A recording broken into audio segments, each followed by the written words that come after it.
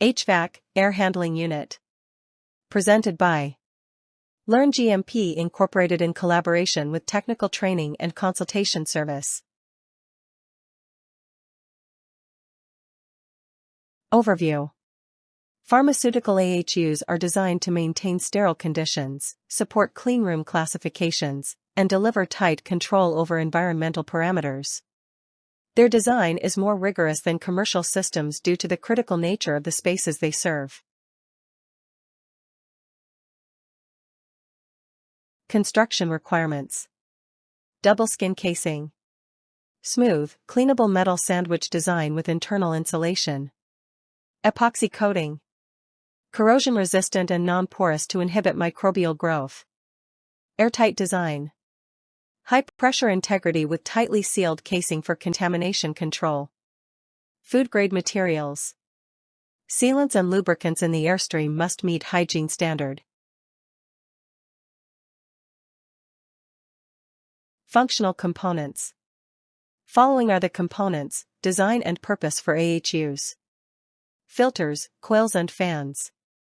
Standard configuration, enhanced for cleanability and pressure resistance. Cooling mediums. Preferably chilled water or propylene glycol, DX refrigerant less stable. Drain pan. Sandwich type pan for condensate collection, water eliminator may be needed. Heating coil spacing. Minimum 0.5 m gap between coils to allow airflow and maintenance. Fan design.